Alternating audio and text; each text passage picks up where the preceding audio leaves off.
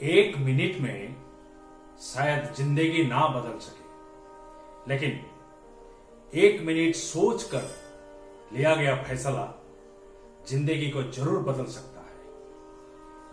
कभी संकट में जो निर्णय हम लेते हैं वो निर्णय हमें दोनों दिशाओं में ले जा सकता है, सकारात्मक या फिर नकारात्मक। इसलिए इंसान को निर्णय लेने के समय बड़े दिमाग से और सोच समझ कर लेना चाहिए। आज की कहानी संतोष की कहानी है। संतोष एक संपन्न ग्रामीण था। भगवान का दिया हुआ उसके पास सब कुछ था। घर में, परिवार में उसके बीवी, 2 बच्चे, माँ बाप, सारे खुशहाल और खुश मिजाज के लोग थे और परिवार भी पूरा भरा पड़ा था।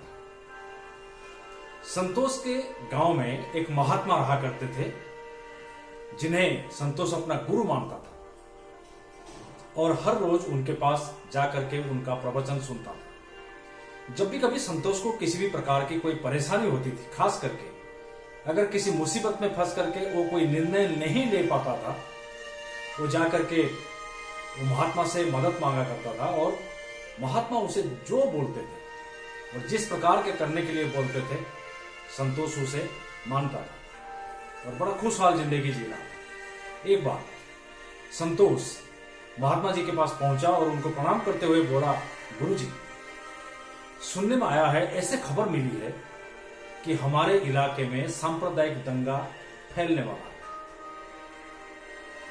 हालांकि प्रशासन इस सांप्रदायिक दंगे से निपटने के लिए हर प्रकार की कोशिश कर रही है, लेकिन मुझे अपने परिवार की सुरक्षा को लेकर के बड़ा ही चिंता है। मैं अपने बच्चों की फिक्र कर रहा हूं, तो मुझे इन हालातों में क्या करना चाहिए? तो गुरुजी ने उसे पूछा, संतोष, क्या आप इन हालातों में, इन परिस्थितियों में कुछ कर सकते हैं? संतोष ने कहा, नहीं गुरुजी, मैं तो इस परिस्थिति में कुछ भी नहीं कर सकता। तो गुरुजी ने कहा, तो फिर भाग लो। और संतोष ने वही किया। दूर किसी रिश्तेदार के यहां अपने परिवार के साथ कुछ दिनों के लिए चला गया। दिन बीतता गया।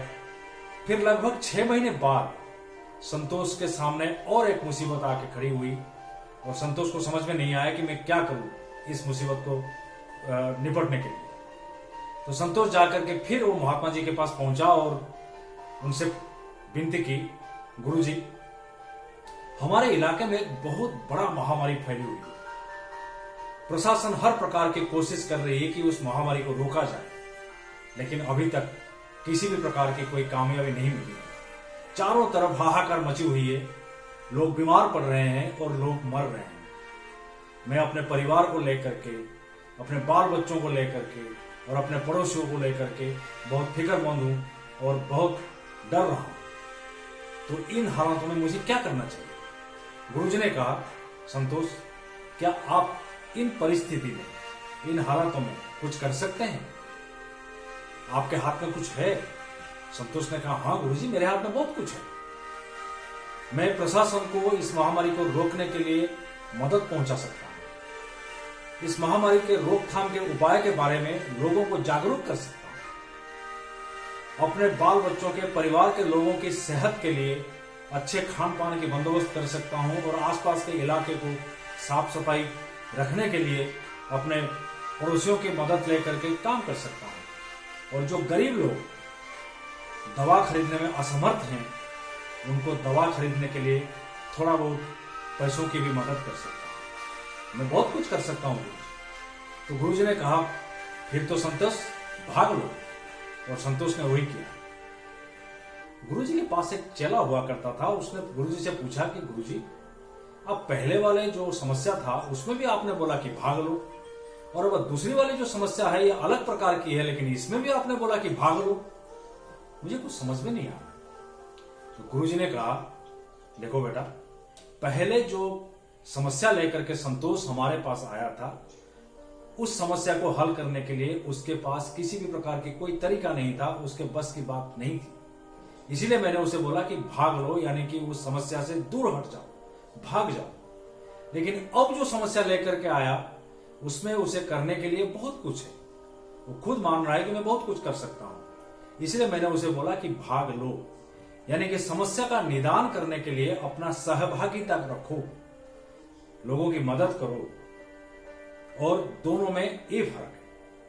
दोस्तों, कहानी बहुत छोटी सी है लेकिन सिखाती बहुत बड़ी बात है।